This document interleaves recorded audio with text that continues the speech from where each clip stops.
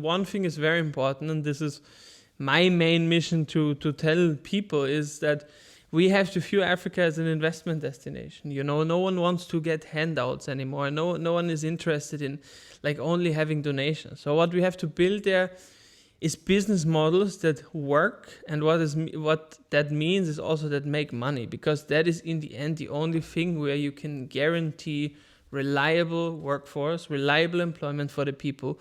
Not having one project that gets 3 years funding from a state and then it runs out and the school becomes a pig stable and things like that. You know, I've seen that with my own eyes. And so this is something that we advocate for. Let's create like market-based mechanisms that bring financial results to be able to grow the business, to be able to deliver returns for investors, and not treat it as a donation pot.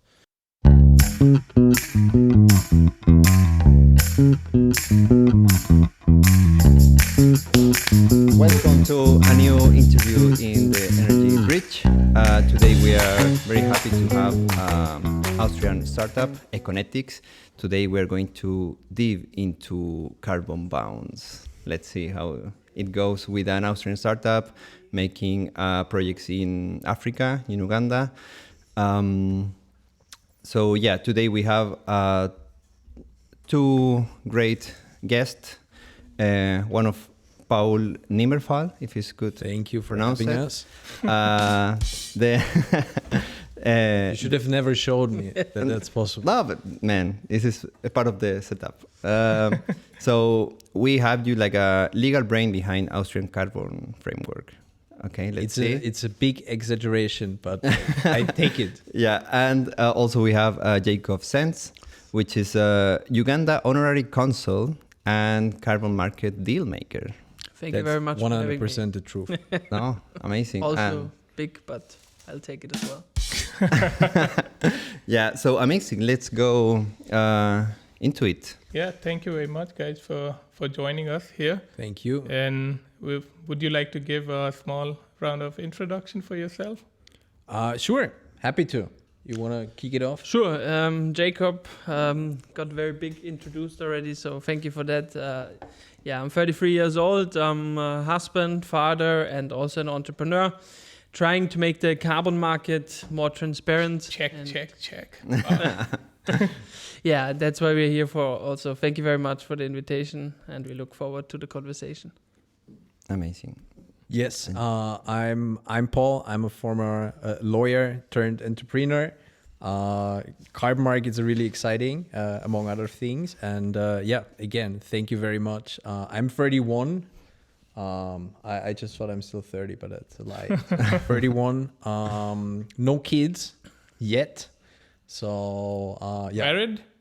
Also not yet, but it's getting closer. Okay. Good to hear. Both. Yeah. So maybe we could start.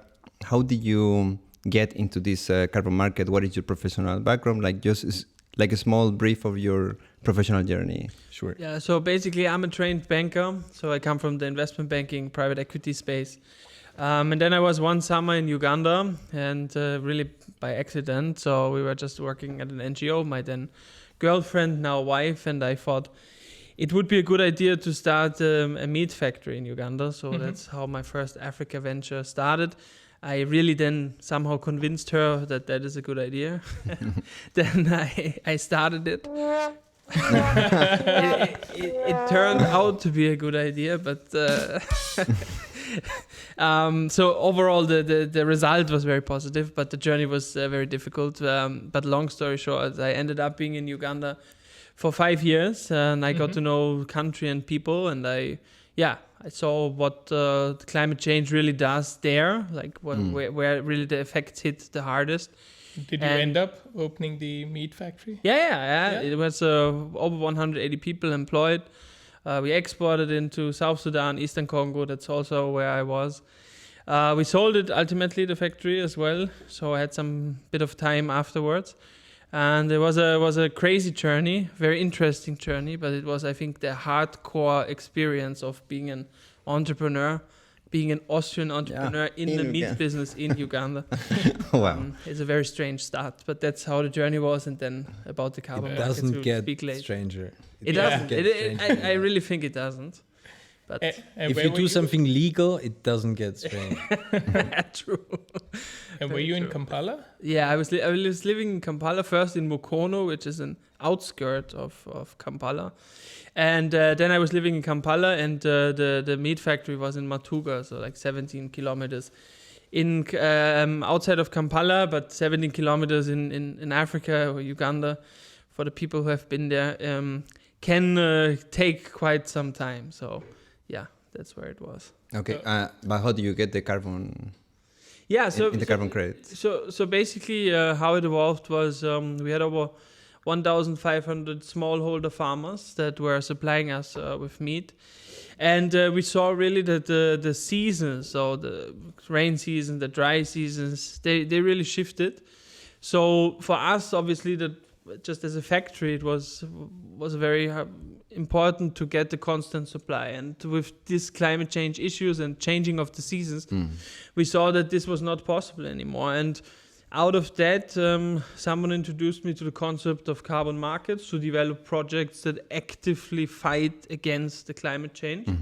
I thought it a very intriguing concept to bring money from the north to the global south where the climate change hit the worst. So How that's long the ago? polluters pay. Yeah, how long So that ago? was like 4 years ago, where the first time I got introduced to, or 5 years by now, 4.5 years ago, where I first got introduced to the concept. And then, of course, it was a journey to develop into what EcoNetix is today. But happy to explain a bit about that later. Yeah, Amazing. we hear from Paul as well. A bit about his journey, what he did. Yes, sure. So I have, I have a background as a lawyer. Oh, No, but important, always important. Like. No, it was good. So I need to be. So I studied law really without knowing why, but I thought it's a good idea. No one in my family is a lawyer, so they basically told me don't do it. I did it nevertheless. Really liked it. Worked at the university, then went to a big law firm, did a PhD. So basically did everything in order to become a partner at the law firm, and started out in M&A and competition law. And then I was really I went abroad and did an exchange in Edinburgh. I did a course on energy law. Or at least set in that course, because I was just interested in the subject matter. And then did some work in the energy sector still at that commercial law firm, did my bar exam, and then kind of figured that law isn't it long term, and that basically that what the client do is way more interesting than what the lawyers do. Don't listen, my lawyer's friend. But in the end, I went to the UAE, to Dubai, still as a lawyer, with my former boss. And there I kind of stumbled across the carbon market because very much by coincidence, I met the guy who worked at Dubai Carbon and invited me to participate at the tender. And then we brought some guys from our law firm, from the former law firm I worked in, and McKinsey to basically build the regulatory framework for the voluntary carbon market in the UAE. I also joined the Federation of Industries, which is kind of a think tank and lobbying body for the Austrian industries. Did a lot of work in the carbon sector there, sat in some task force and working groups, and went back to Austria, joined an energy startup / scale up. And What then would it call? NEOM. Okay. So it's not the Saudi NEOM. It's the Upper Austrian NEOM. Okay. And which was an amazing experience. And there I kind of truly learned what it means to be an entrepreneur. And then ultimately decided that I want to build something on my own, and coincidentally met Jakob. And we had a very similar vision of what a company in the carbon sector needs. So it circles very much about transparency and project access. And also, I mean, we just get very well along. I mean, which we didn't know back then, but I think that's basically what it needs to work together, like long hours every day. So we usually spend much more time together than with our families. And if you don't like each other, it just doesn't work out. So Makes that's So welcome, guys. So can we ask you the starting question? Please go ahead. Happy to. Can we trust in carbon credits? Yes. So maybe if I may take that one. So I think that the mechanism behind it is absolutely right and necessary. I mean, we hear that all the time from market peers, from NGOs, from customers, that there's a lot of criticism. I mean, that criticism is to a certain extent absolutely right, because there have been a lot of bad apples in the market. Yeah. I mean, just honestly, there has been a lot of shit going on for quite some years, but that's basically the foundation on which we built EcoNetix to change that. And I mean, if you see the project, if you really understand what's going on there and what they do in the end for the people, for the climate, then I hardly meet any person that says that market is wrong. Just curious, could you say an example how to identify these bad apples? Sure. So, I mean, you just need to read the newspaper. So basically there have been, what has been lacking is transparency. And if you think about the geographical location of these projects, I mean, if you have a forest area of 100,000 hectares in the DRC, very remote, then it's very hard to monitor if you don't have the right monitor solution. But tell us a bit about the examples of how exactly it works as well. The carbon credits, who are the players who form this market? Maybe just one thing to add, I think, because that can we trust carbon market? So it's a very good question, but for me, it's also about only because they're bad apples, you stop eating fruits, right? So, so it's like with financial markets, there were always fraudulent activity. So you will always have bad players in markets because they want to be bad. That does not mean that the market itself is bad. Yeah. And that's also what was very intriguing to me about the principle of a carbon market. So basically, like to go on to the question that you were saying, like how does a carbon market work, is basically there are underlying projects, climate protection projects, that either reduce or remove CO2. So how we work in EcoNetix, or where we work, is like 3 verticals. So we focus on a lot of nature-based removal. What does that mean?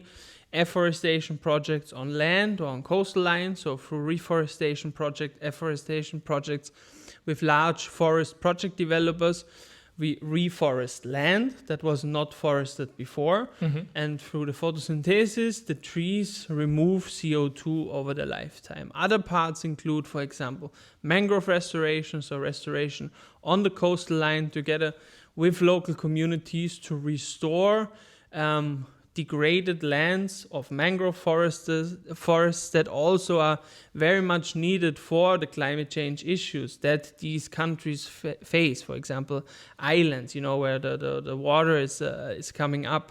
And so this is everything about like nature-based removals. And the other part is for us to also drive the energy transition in countries where you would usually not drive it. So our project in the DRC is one of these examples where you substitute fossil fuel kerosene-based lamps with solar lamps. And that means basically that people who are not connected to the grid, who have no access to energy off the grid and to clean energy whatsoever, have a chance to actually have light in their homes that is not by accident burning down their homes because the candle is falling, that does not have negative health effects. And all these parts of the DRC are undergoing like a very big political issue. So you have like rebel groups that are fighting there. You have a lot of war zones there.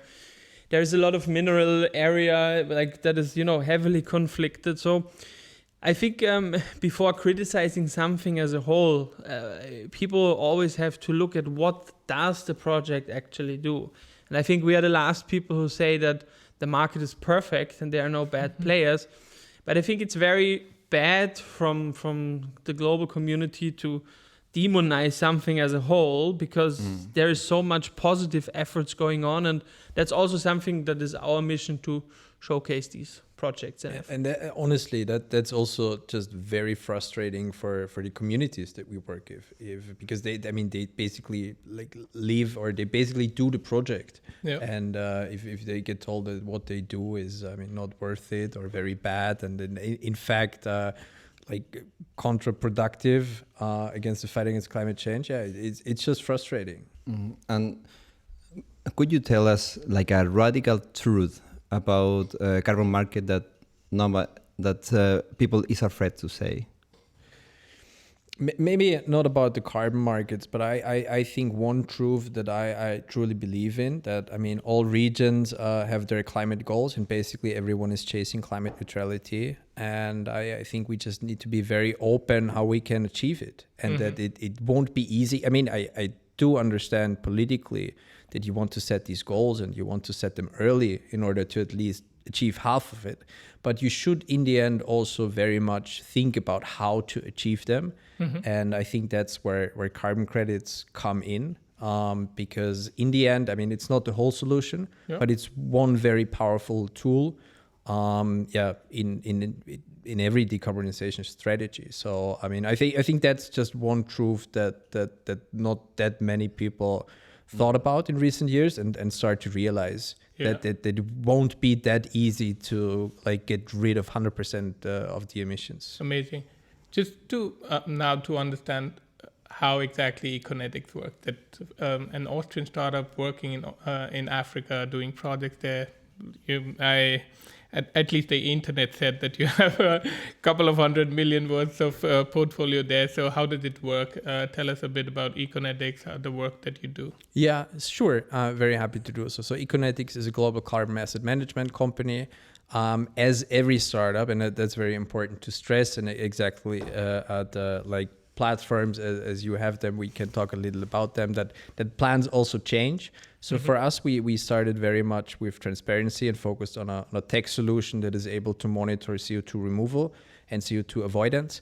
So with satellite images, with drones and sensors on the ground, we try to measure all our projects and to monitor them. So if you take a forest project, we basically digitize a forest and monitor the CO2 that is removed.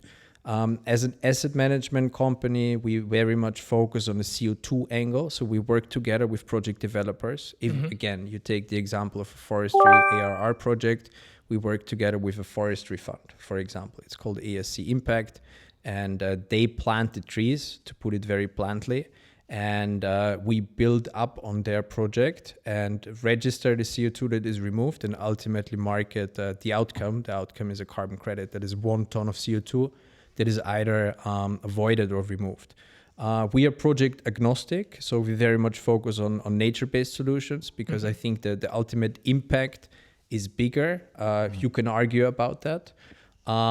So we also have solar projects. We could do biochar projects, mangrove projects. So in the end, what we want to do is to build a global carbon credit portfolio and bring this portfolio from the voluntary market into compliance markets. So there are around 130 carbon markets out worldwide, and some are very much regulated, some are less regulated, but in the end we very much see a trend towards more regulated market, like CORSIA or Article 6, for example.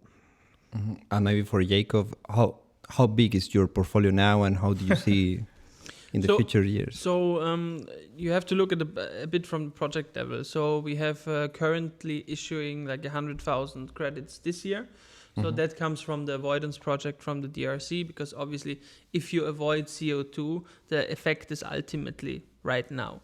So all of these lamps that are getting installed, they are avoiding CO2 from the day they are being installed. Our large portfolio part comes from the forestry projects. So that is together with, as Paul said, our partner ESC Impact, Angola, Ethiopia, Congo, Brazzaville, around 300,000 hectares that will be reforested, where we're expecting a pipeline of around 6 to 7 million credits per year. Wow. So 6 to 7 million tons of CO2 removed starting from 2027. So these are the two pipelines that we're working with. As Paul said, since we are project agnostic, we are looking daily basically into new projects that we can add to our portfolio, project partners that we work with. as you said before, and as we've spoken already about Uganda, now we will do another solar project there. We will work with solar lamp distributors across whole Africa. So in the end, we want to build a global powerhouse coming out of Austria that really tackles the most pressing global problem that we have, which is climate change. And for that, I think it needs global solutions. So that's why we are diversifying our projects through different continents. Obviously, the sector focus or the geographical focus for now was heavily on Africa because of personal connections and friendships there, but we are now stretching over to South America, of Colombia. We are looking into Cambodia at the moment, Southeast Asia. Yeah, so a broad portfolio and highly scalable portfolio. I think this is something that is very important to stress. This is a massive task. It needs massive investments, and we are here to contribute our share and our part to deliver part of the solution of how we become, as Paul said, climate neutral, because I still think the goals are extremely ambitious. This is also another truth no one wants to talk about. They are very unrealistic in the current setting. It relies on a lot of parameters within the industry that things are available at a certain price, which they are not at the moment. So yeah, this is what we see as our mission and our part, and that's what we're working on. Interesting. But could you share some experience of working in these countries, and especially in Africa? I mean, people, a lot of the time, typically what happens in Africa, they say it just stays it there. It doesn't come out. And there's a lot of, there's no transparency. And then the question arises about greenwashing as well. But I'll go into that a bit later, but just tell us about your experiences working in those markets. Happy to. So I think generally working in Africa, obviously is such a huge continent. So I can speak about working in East Africa. We can speak a bit about working in West Africa through the Congo project. But specifically, my experience has been in East Africa. And yes, it is very different. Like, for example, access to healthcare, things like infrastructure, roads, all of these things that we in the Western world, or specifically in Austria, view as a very common thing, is not there. So also as a white guy coming to Uganda, you have your experiences, but I think one thing is very important, and this is my main mission to tell people, is that we have to view Africa as an investment destination. No one wants to get handouts anymore. No one is interested in only having donations. So what we have to build there is business models that work, and what that means is also that make money, because that is in the end the only thing where you can guarantee reliable workforce, reliable employment for the people, not having one project that gets 3 years funding from a state and then it runs out and the school becomes a pig stable and things like that. I've seen that with my own eyes, and so this is something that we advocate for. Let's create market-based mechanisms that bring financial results to be able to grow the business, to be able to deliver returns for investors, and not treat it as a donation pot. I think that is what is very important. So the view of what we have from, let's say East Africa is HIV, Ebola, and safaris. So I think this is something that needs to change. And what we are working on is that it's a very interesting investment destination. Amazing people there, really the most welcoming people I know. How do they make money? In terms of you hire the workforce there, you implement. You mean now from us as EcoNetix? Yeah, sure. And also the people over there. So basically, we are working with project developers, project partners on the ground. So obviously they have a normal salary, but then the main part of our project goes back to the project developer. Okay. So we get a certain percentage as EcoNetix, between 20 and 40%, usually from the project. Then we get a commission-based sell from the other side, so 80 to 60%. And this goes straight back to the project. So basically the whole mechanism of carbon markets delivers a direct financial stream back into the country. So and I think this is also something that we do not talk about enough. But it's just to understand the scheme. So you are kind of carbon brokers, carbon bonds brokers? No. Or no? No. I mean, We are exactly not a broker. I think that's very important to stress for us. Yeah, how does it work, the scheme? Like who is needing these carbon bonds, and how does it work? So basically, if you take a very holistic bird's eye view, I mean, if we want to become climate neutral, let's start there. We need to reduce a lot of emissions. Yeah. Mm-hmm. But most likely in the different scenarios, we're not able to decarbonize, I don't know, 20 to 40% of the overall emissions in Europe. So for that part, you can basically do nothing, or you build a project that remove additional CO2. Those are carbon projects to compensate for those, I mean, technically or financially unavoidable emissions. Mm-hmm. If you take a project now, so buyers are either states, so we very much focus on the Article 6 or the emerging Article 6 markets, large corporations, but it could be basically everyone. So just if you think about like buying a flight ticket, most airlines offer, and you can, again, I mean, you can argue whether that's right or wrong, but most airlines offer a direct B2C solution to compensate for flight emissions. Mm-hmm. So, I mean, in the end, every end consumer could buy a carbon credit. So if you look at the project now, I mean, the project reduces a certain amount of CO2. Let's just, for the sake of giving an example, say the project removes 1 million tons of CO2 per year, which is a relatively large project. Then we sell 100% of the carbon credits, but only a certain share, as Jakob indicated, belongs to us as EcoNetix, as the asset manager. The other majority portion goes back to the project. And then basically everyone gets a piece of the cake. So the government usually gets a piece of the cake, the local community gets a piece of the cake, the project developer gets a piece of the cake.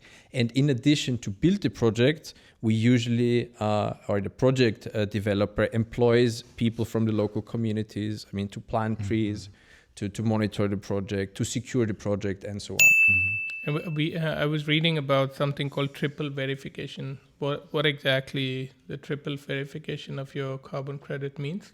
I mean, we don't use the term. So what verification for us means, the project is not verified by us, but with an international standard. In the voluntary market, that's usually gold standard or Verra.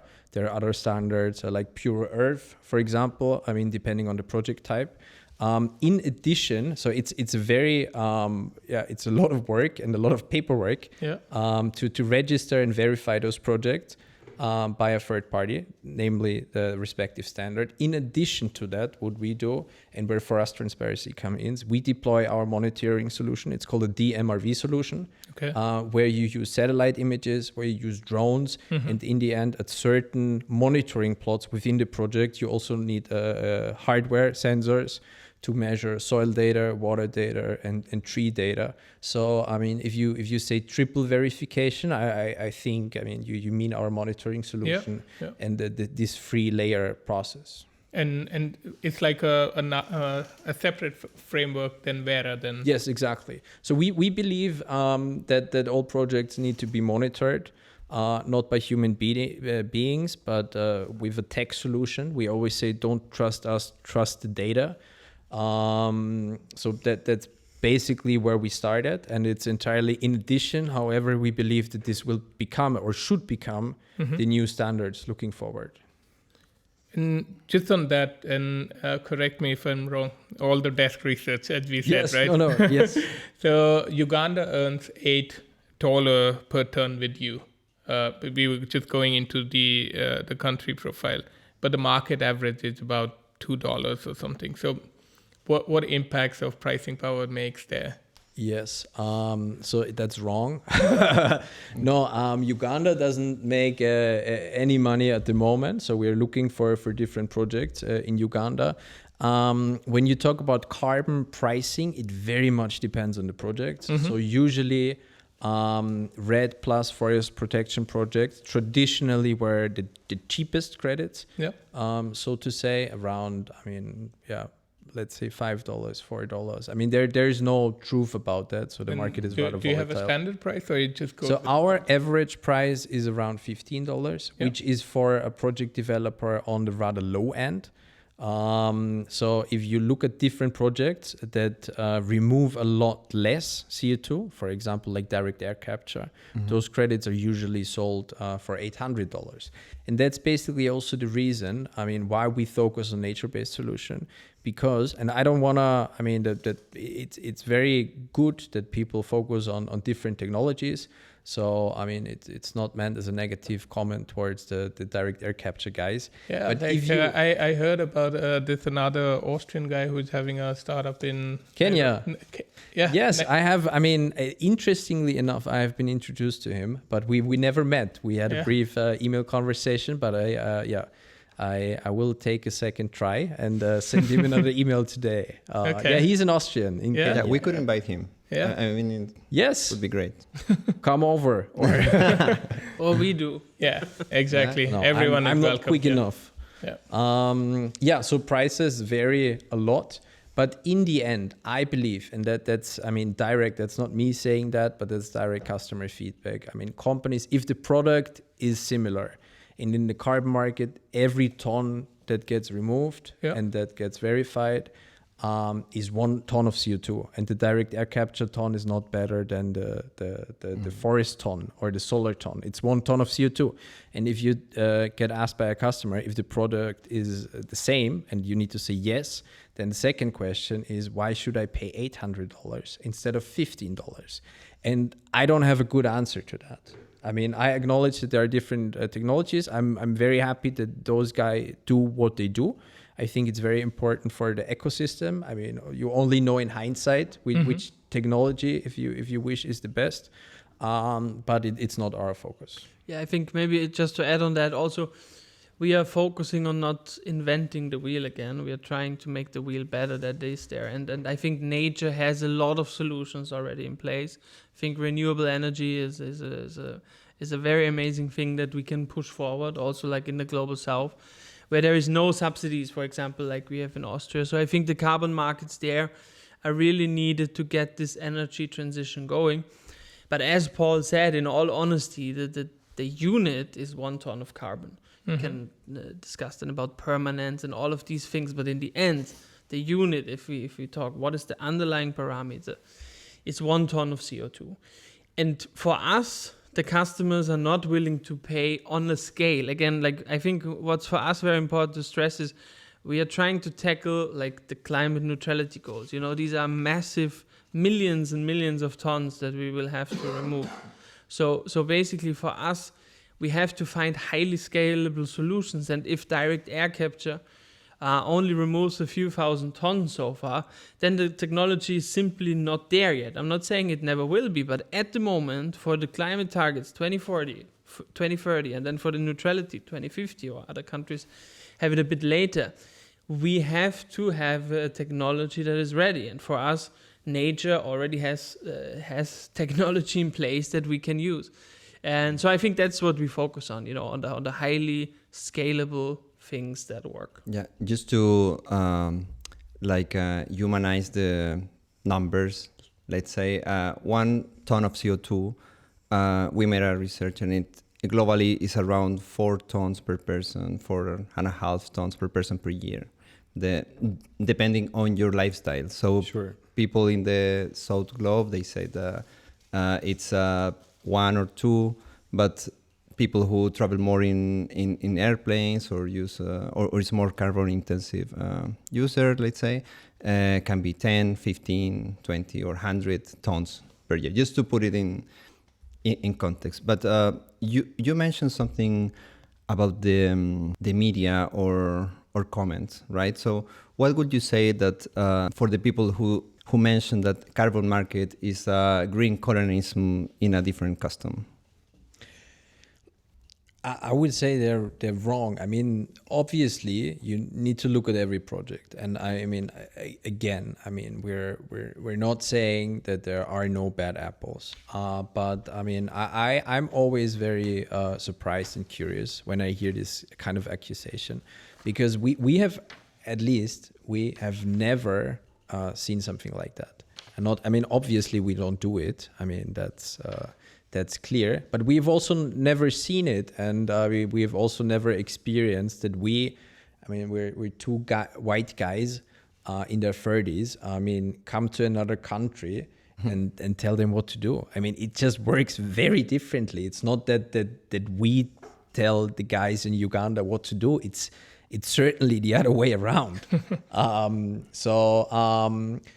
Yeah, I think it's wrong. I mean, specifically the accusation that, I mean, carbon projects lead to substantial human rights violations. I think that's just not accurate. I think there are different arguments why the market can be criticized that are more spot on. But yeah, that one isn't, I believe, in our experience, which doesn't mean that it has never happened. So why do you think those assumptions are made? Because it has happened in the past, and media has reported about it. Obviously, I mean, that's also that's what media should do if there are problems out there.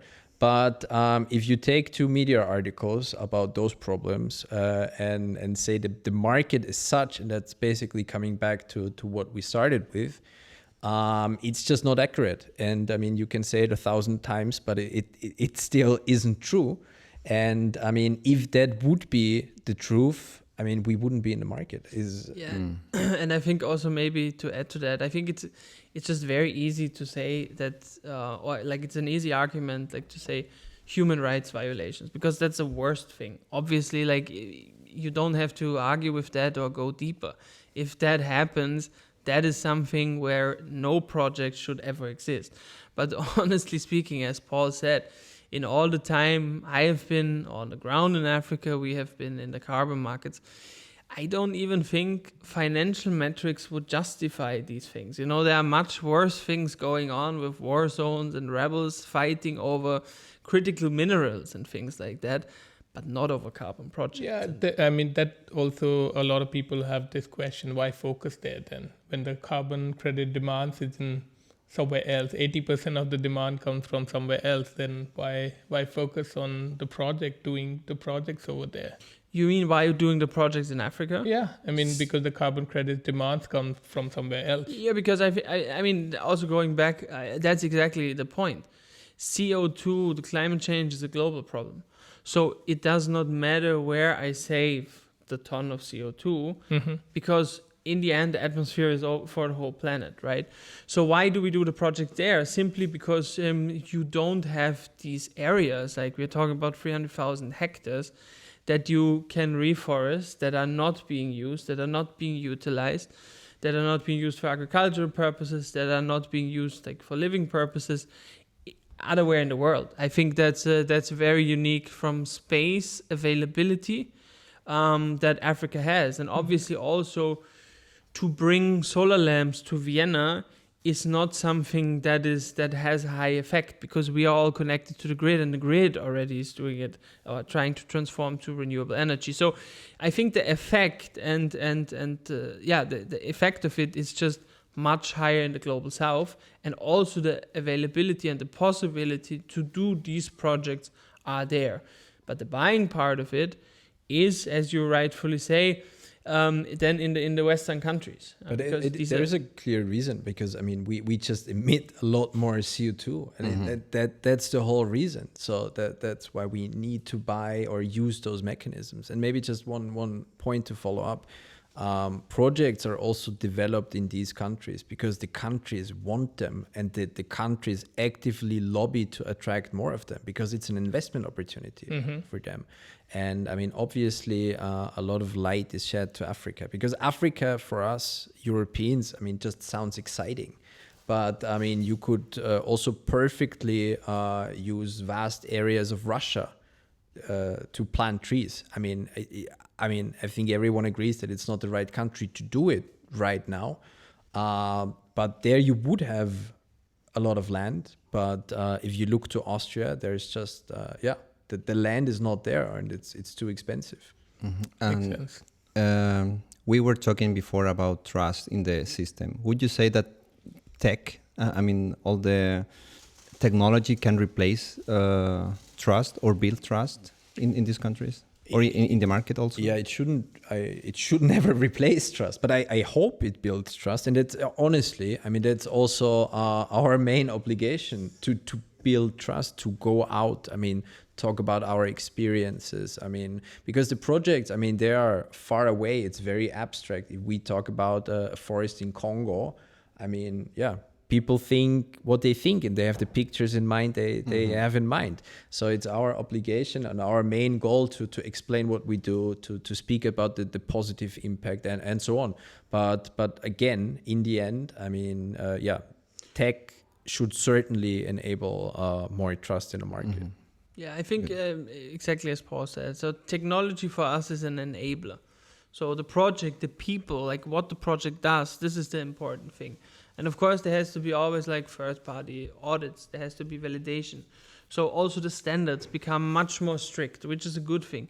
But in the end, for us, what we are saying is don't trust us, trust the data. So we are trying to really put a lot of efforts on technology, because I think the combination of having the project access, of being in these countries, of delivering the projects on the ground, and having technology that works there, you know, because for me, I've seen a lot of companies that develop out of fancy offices in Europe or the US technology that simply does not work because you don't have an internet there. So how do you do it? You need, you know, so there are practicalities in these countries that you can only know and embed in your technology when you work there. Mm-hmm. And it's not just like we are producing technology, use it. No, it's like, what can we do to adapt our technology that people use it there? Because only then it will build the trust, because it will give us the data. Mm-hmm. Yeah, good. We wanted to introduce a new question during the interviews, is to know your vision. If you were giving 100 million euros tomorrow, what would you change in the system, or what would you fix first? You gave us like half an hour to think about it. And also considering that on internet that people are saying that you already have that money. So yeah. Yeah, that's easy. We don't have it. No, I don't have a good answer. I think if I'm fully honest, I think with 100 million, realistically, you cannot change the system. What I think, I mean, going away from the money side, I think especially in Europe, but also in other countries, we started to make things a little too complicated. And I mean, I'm referring to a lot of bureaucracy right now. So I think that's something that needs to be changed. I think we need more common sense. Modernize the system, maybe digitalize the permitting, or... Yes, with 100 million I would spend otherwise. I think that's something that you could do, that would help a lot. Is it meant like that we as EcoNetix have the 100 million, or that we as people to create something? I mean, let's answer both of them. So for me, if I get now 100 million, I would use it as a first loss check, and I would pack it full with JP Morgan money and make the first $1 billion Africa fund, private equity, return driven, and invest in businesses, build the economy. That's what I would do, because I think our mission is to showcase it as investment destination. And otherwise, as harsh as it sounds, it's like Paul says, with 100 million, you can't do a lot. Just use it as a first loss check to get more money to build something great. Or, I mean, and that's probably the correct answer. I mean, put it into education, honestly. I mean, but... good one. Yeah. it's not a good one, because I said something completely else like 5 minutes ago. No, but if you want to give it away to charity, I think you should give it to education. Okay. Yeah, just talking about technology and it was needed for sure. Thank you to myself. But would you guys favor more tech-based solution for carbon, or more nature-based? Tech-based. No, I think we need everything, honestly. Yeah. And I mean, I think there were a couple of articles about Climeworks basically criticizing what they're doing. And I honestly think the guys doing an amazing job, and they built an entire economy around it. I mean, the time will tell whether that's the right approach.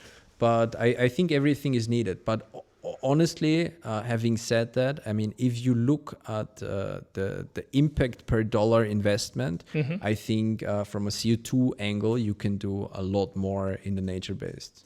Yeah, because also like if we look about what co-benefits do these projects deliver? Yeah, if I have a vacuum cleaner, so to say, from direct air capture, it does its effect. And again, now coming back to the underlying thing or the underlying unit is CO2.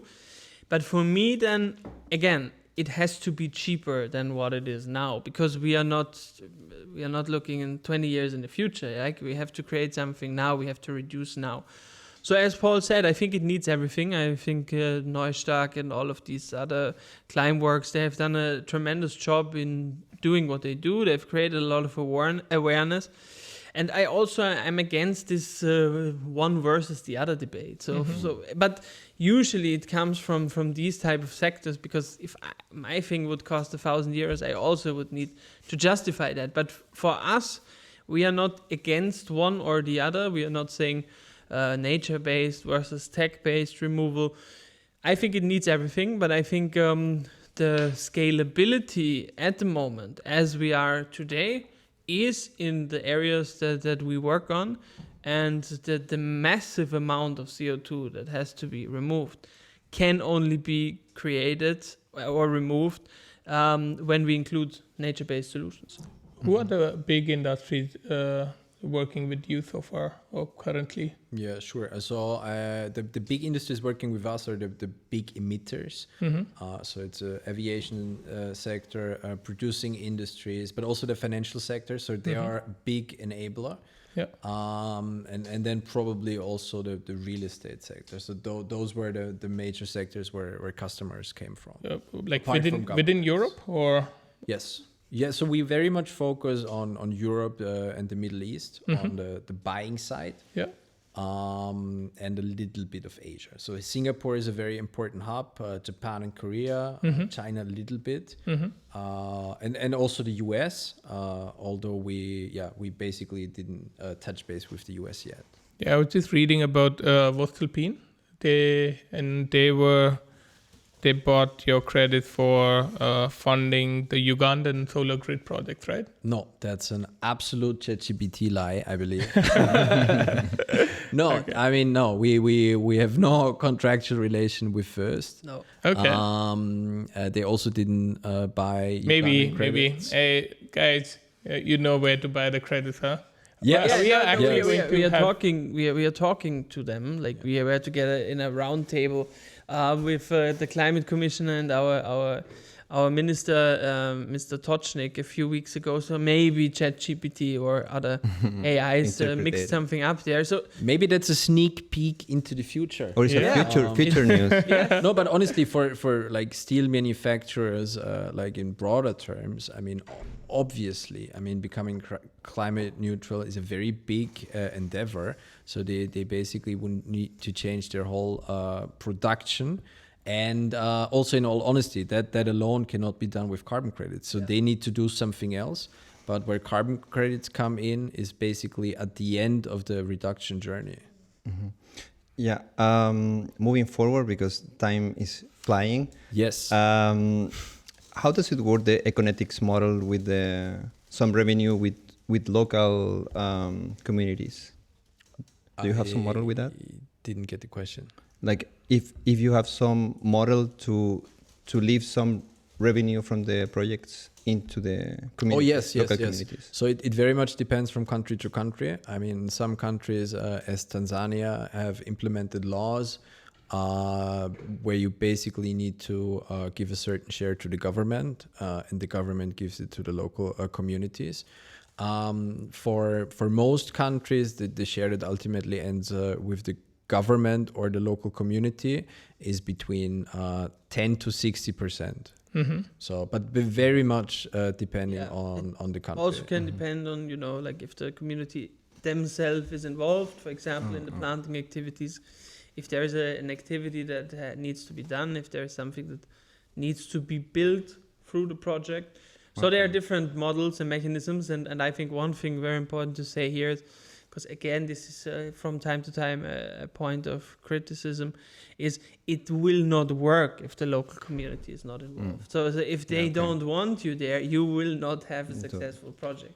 So that's also something like where we, I think, see a lot of times that people say, but what's with the local community?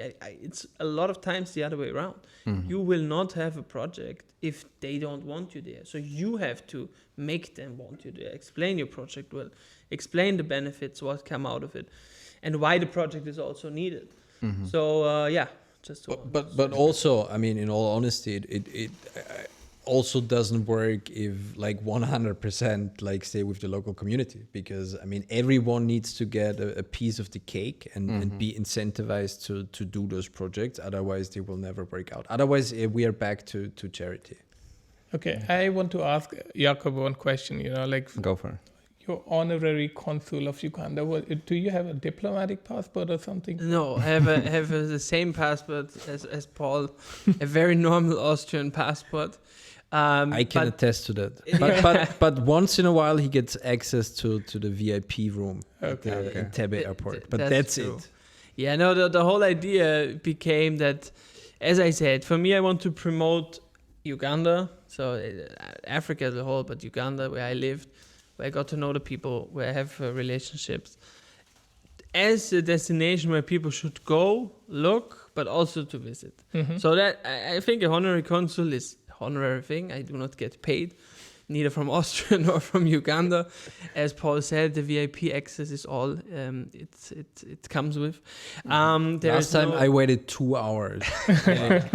So there's no free parking, there's nothing. But jokes aside, so for me that's something where you can promote the country where I lived, to be a spokesperson for it, and to use it also as a bridge, so that. Yeah, and I'm very disappointed that the government of Scotland and the UAE have not asked me yet. Maybe it's coming, but I'm waiting. Maybe you need to buy the golden visa in UAE now. Yeah, I cannot afford it. But and does it create conflicts to be between Austria and Uganda? No, as I do not get paid from Uganda, I'm neither a government employee nor a PEP or things like that. I do not have any immunity or diplomatic status. So it really is an honorary role, something that you do with your own money and without any benefits from it. And it's really a promotional role for the country to be a bridge. Okay, great. I wanted to know, because there is this current voluntary market. Do you think that this carbon border adjustment mechanism, which is the CBAM, CBAM will kill the voluntary system, or they're going to coexist? I don't think it will kill it. I would need to think about longer than 5 seconds to understand why it could kill it. I think it will coexist. I think it has, per se, nothing to do with each other. But what I do think that the voluntary market will shift more and more into regulated market. What we meant with CBAM is that then you will have a proper framework. You cannot just do any project, but yes, but I think I see CBAM as a tax for products outside Europe to basically keep the EU industry competitive. I think it's not necessarily connected to the voluntary carbon market, but I mean in the sense you're right that the VCM was the starting point. But we need more regulation. We are getting a lot more regulation. So, I mean, every other week, a climate or carbon law pops up somewhere in the world. And that's a good thing. So, if you look at the financial market and think about the amount of regulation that we have inside the financial market, I mean, I think that's the market to look at in sense of regulation. And Jakob, I mean, the more I read, the more I'm like, what am I doing with my life? But you're also Forbes 30 under. You were 30 under 30. Yes, I was. So I think I can advise everyone to just go to Uganda and start a meat factory.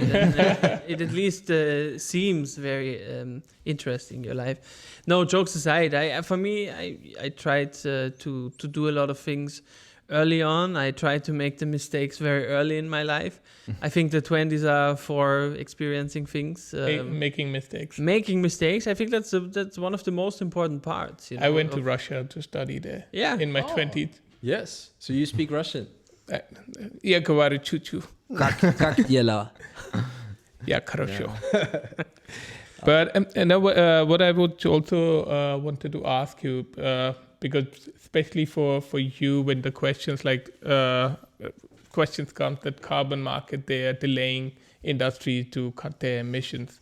How do you react to that? So I think we tried already from the start to explain that. So we need everything at the same time. Like, we are not saying with one sentence that all we have to do as a global community, as an industry, we just have to buy carbon credits. Not at all. We have to reduce wherever it is economically viable.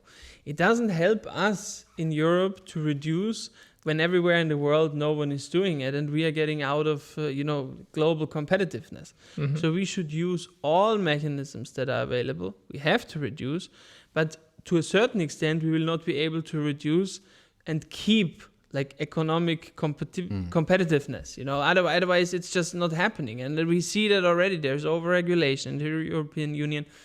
Like, all of the things that are happening, AI, the global AI leadership race, and all of these things, they're happening outside of the European Union.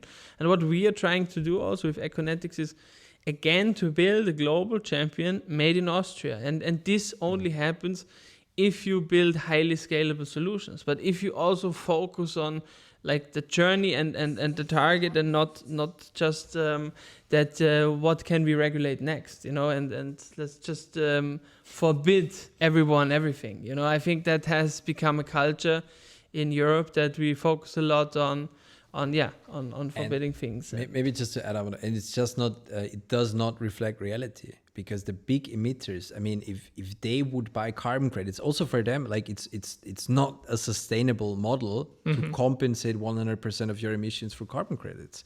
No one does that. And we are actually happy in Austria. Maybe, by the way, is this podcast carbon neutral? It will be. It will. I hope so. You know where to go. So after the show, we have to negotiate. No, we are making it neutral by showcasing people like yourself. We already had 2 more companies. Yes. One of them, they are making carbon storage possible. One of the most innovative startups to come from Austria.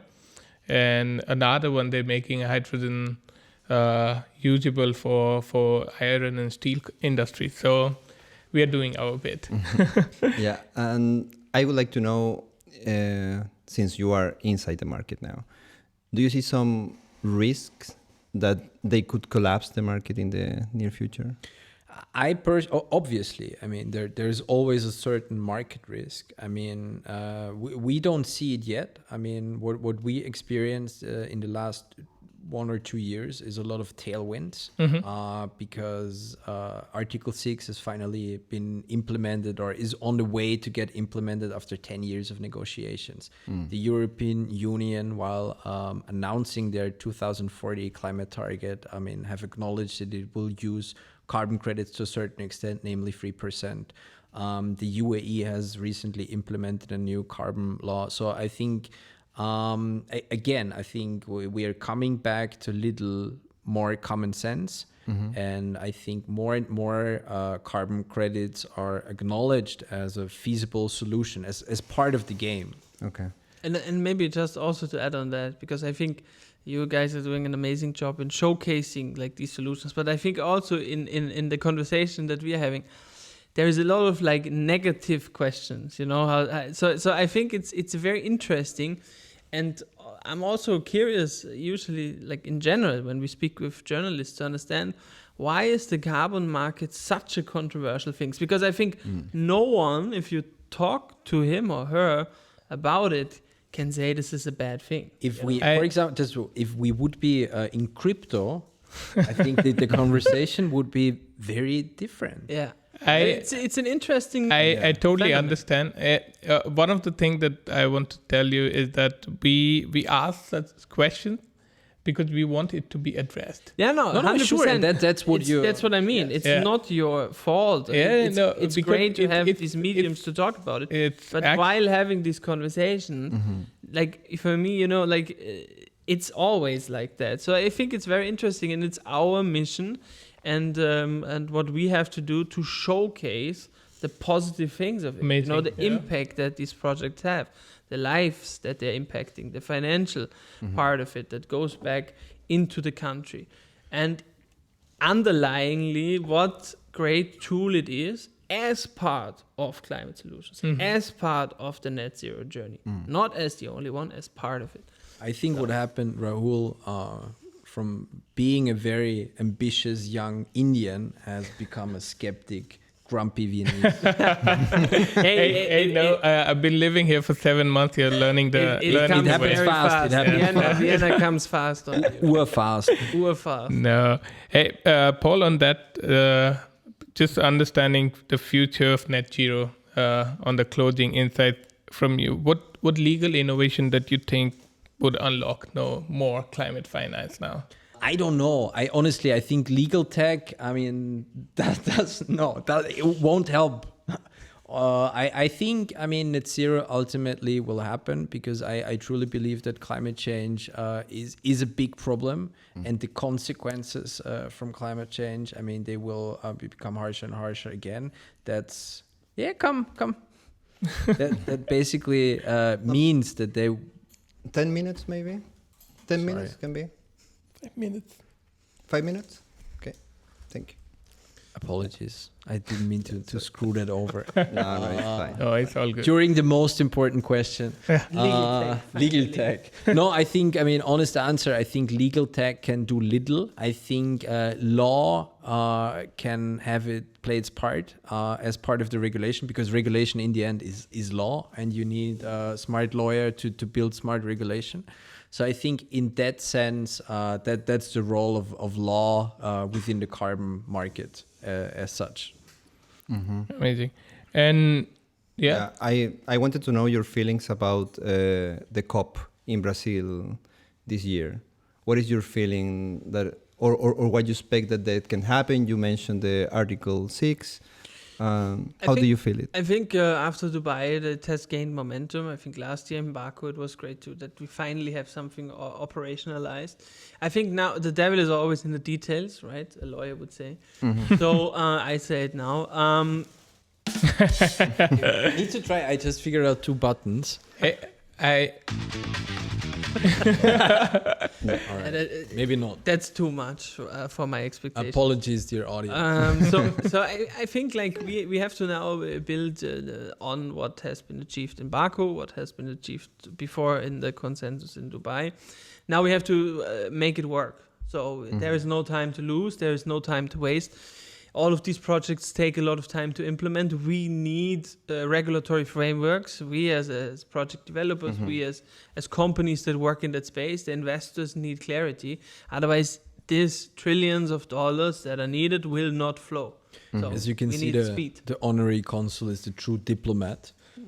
Maybe just 2 cents on Belém, where it actually happened. So I think, the COP is good because people meet there. And a lot of people that criticize the COP argued, why not doing it online? It's just not the same. It would save some emissions. Were you also in Baku? Yes. It would save some emissions, but again, you can't agree international politics in a Zoom call. That just doesn't work.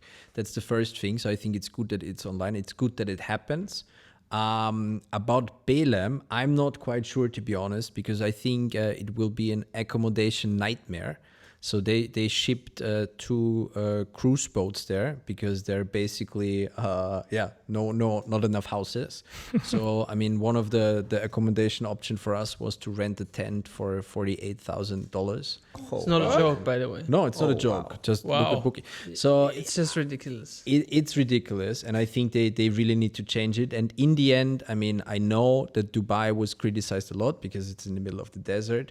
But if you have basically the infrastructure to host such a mega event that just makes it a lot easier. And that's part of the truth. Because especially then, what happens? Like, obviously, the countries who can afford it the least, but who should have the biggest voice, will not come. No, So or again, they will not come with a big delegation, maybe just with one minister, and that's not It's the not the whole sense idea. of it. Yeah. It's just stupid. So just to summarize, you're not so optimistic about it, but what would you like to have as an outcome from COP? I think in Baku it was extremely important to implement Article 6 because everyone has been waiting for that, and it's just a shame that the international community couldn't do better. That's than about that. carbon compensation. Yeah, Article 6 is part of the Paris Agreement, and that's basically a new UN market that has been pending quite some time, basically a decade. So I think in Belém, and I recently attended the pre-organization conference in Bonn, that usually happens 6 months before. It will be a lot about executing what has been agreed in Baku, and that's my humble wish. Okay. Let's see if that happens. We will report back from our tent. Hey, Amazing. talking about Through a Zoom call out of like from Belém. was it fancy for the money? Was it worth it? Baku? No, like the tent that the. No, it No, will be. it's not. The tent happened is- for yeah, Brazil. Oh, tent. okay. It's I think 48K for a tent is a little pricey. A bit. Oh wow! Oh. Yeah, but As much as I like to share a tent with you. me too, but No. not for 10 euros or Hey. for 48,000. yeah, guys, thank you very much. I just have one last question for both of you. What wakes you up at night, and especially what makes you hopeful? My two and a half year old son. It's Answer to both questions. That Very was easy. no, I can't compete with that answer. I don't wake up no. like gladly. No, Not that that's often. great. That's great. I Okay. mean, You're Sometimes it's like, fuck. I do wake up when my long-term girlfriend steals the blanket. We had a very recent argument about that. okay. And maybe some. Not very visionary answers. I No, believe, but it we that are honest doesn't- people. Nice, good. Yeah, that That's very doesn't make good. me hopeful. Uh, Say that with your son. That was much better. Yeah. That's the last word.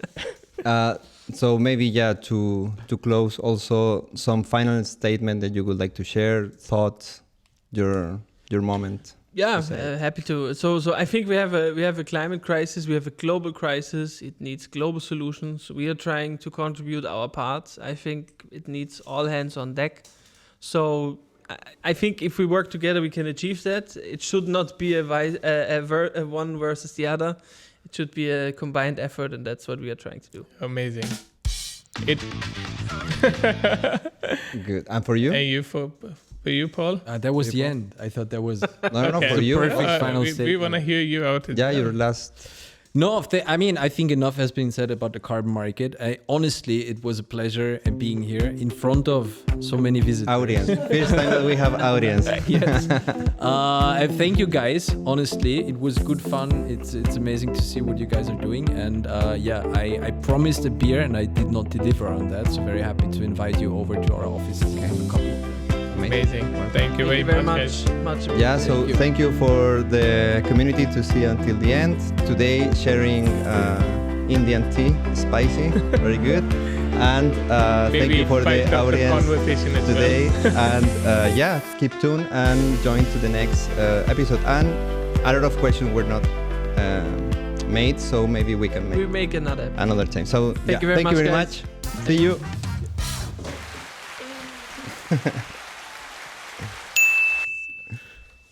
Thanks, guys. Cool.